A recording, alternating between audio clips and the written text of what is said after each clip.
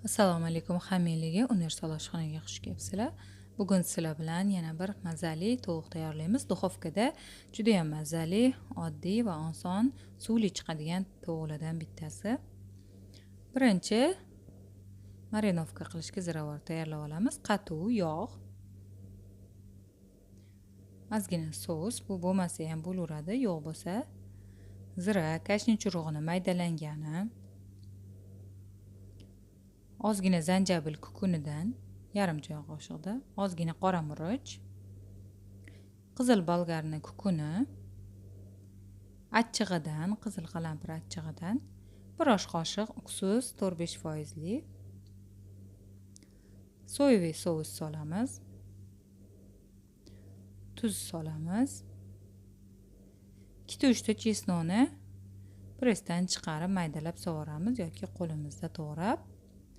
Ziravorlarni to'liq, ya'ni videoning tagida yozib qoldiraman.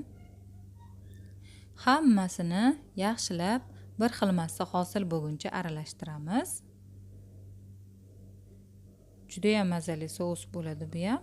Tovuq go'shtimizni ustidagi terilarini olib tashab, pichoq bilan ozgina bir ikkita tilib tashab, aralashmaga solib yaxshilab aralashtiramiz hamma joyiga bir xil tekkincha. Ustiga salofan yoki tarelka yopib, 1 soatga xolodilnikka qo'yib qo'yamiz. 1 soatdan keyin olib duxovkaga qo'yadigan idishimizga go'shtlarimizni terib olamiz. Tovuqlarni xohlagan joydan ishlatishingiz mumkin. Men oyoq qismidan foydalandim. Endi qolgan sousimizga 2-3 ta kartoshka katta-katta to'g'rab, 2 ta kichkina mayda piyoz, uni ham katta-katta to'g'rab, qolgan sousimizga aralashtirib yuboramiz. Endi tovuqimizni yonlariga qo'yib chiqamiz. Kattaroq idish bo'lsa, bundan sal bemalolroq pishadi. Menda tiqilibroq qoldi ozgina. Bundan kattasi chunki juda ham katta edi. Endi ustiga zarqog'oz yopamiz.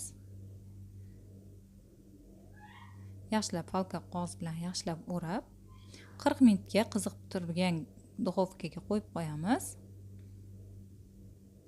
40 minutdan keyin ustini ochiq holatda duxovkada yana 15-20 minut usti qizarguncha pishiramiz. Mana tovuqimiz tayyor, juda ham mazali, yumshoq bo'lib pishadi. Kartoshkalari ham tovuqning seligi juda ham mazali bo'lib pishadi. Mana ko'rayotgansizlar, tovuq juda ham yumshoq, ham sochli bo'lib chiqadi. Kartoshkalari ham yumshoqqina pishadi, xom bo'lib qolmaydi, o'zini suviga pishgani uchun. Yoqimli ishtaha hammalarga. Keyingi videolarda ko'rishguncha sog' salomat bo'linglar.